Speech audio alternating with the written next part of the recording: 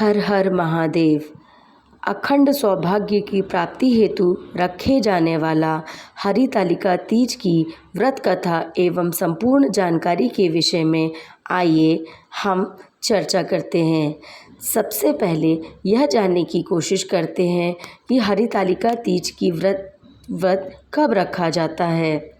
हरितालिका तीज का व्रत भाद्रपद मास के शुक्ल पक्ष की तृतीय तिथि को रखा जाता है।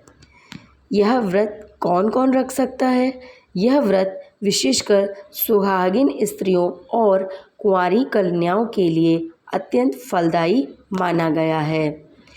कहा जाता है सुयोग्य वर की प्राप्ति हेतु माता पार्वती और शिव की पूजा का इस दिन विशेष महत्व होता है। ऐसा माना जाता है कि जिस प्रकार माता पार्वती ने अपने पति के रूप में भगवान शंकर को प्राप्त करने के लिए पूजा और कठोर तपस्या की थी, उसी प्रकार सभी स्त्रियां यदि इसी पावन व्रत को रखती हैं तो उनका सुहाग अमर अजर हो जाता है। इस व्रत को करने से अखंड सौभाग्य, सुख समृद्धि और वैवाहिक जीवन में सुख प्राप्त होता है। आइए आरंभ करते हैं व्रत कथा। सभी अपने हाथ में अक्षत और पुष्प लेकर भगवान भोलेनाथ और माता पार्वती का ध्यान लगाएं और कथा आरंभ करें। एक समय की बात है, हिमवान की पुत्री पार्वती जी ने भगवान शिव को पति के रूप में पाने की मनोकामना की। इसी हेतु उन्होंने बाल्यकाल से ही भगवान शंकर को पति रूप में पाने के लिए कठोर तपस्या प्रारंभ कर दी। कई वर्षों की तपस्या के बाद एक दिन देवर्षि नारद हिमवान के पास आए।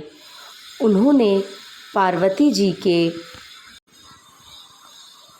विवाह का प्रस्ताव भगवान विष्णु के साथ करने का सुझाव दिया।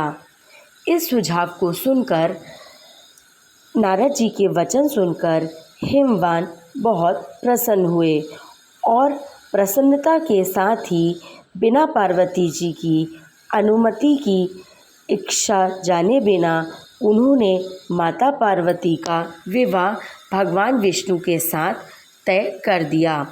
यह विवाह निश्चित हो गया। जब पार्वती जी को यह सूचना या समाचार मिला तो वह अत्यंत दुखी हो गईं, क्योंकि उन्होंने बाल्यकाल से ही भगवान शिव को अपने पति के रूप में स्वीकार कर लिया था। वे तो जन्म जन्मांतर से ही केवल भगवान शिव को ही पति के रूप में चाहती थी। उन्होंने अपनी सखी से जब यह व्यथा कही तो सखी ने उन्हें यह सुझाव दिया कि वे यहाँ से निकलकर एक घनघोर जंगल में जाकर कठोर तप करें और जंगल में जाकर जब भगवान शंकर की वह आराधना और कठिन तपस्या करेंगी तो भगवान शिव उन्हें पति के रूप में प्राप्त हो जाएंगे। यह वचन सुनकर माता पार्वती अपनी सखी के साथ घने जंगल में जाकर भगवान शिव की आराधना हेतु तत्परता से उत्सुकतावश आरंभ कर दी। उन्होंने बालू यानी कि रेत से शिवलिंग की स्थापना की और निराहार रहकर भगवान शिव की तपस्या आरंभ कर दी। ऐसा माना जाता है कि हरितालिका तीज का व्रत निर्जला और निराहार ही रखा जाता है। तृतीया तिथि को उन्होंने पूरी रात जागरण किया और अखंड भक्ति से भोलेनाथ की आराधना की। उनकी इस अत्यंत कठोर तपस्या और अटूट भक्ति से भगवान शंकर अत्यंत प्रसन्न हुए और वह प्रसन्न होकर माता पार्वती के समक्ष प्रकट हुए। उन्होंने माता पार्वती से कहा कि हे देवी, मैं आपके तप, शक्ति, भक्ति और दृढ़ निश्चय से अत्यंत प्रसन्न हूँ। हे देवी, अब मैं आपको अपनी पत्नी यानी अर्धनांगिनी के रूप में स्वीकार करता हूँ।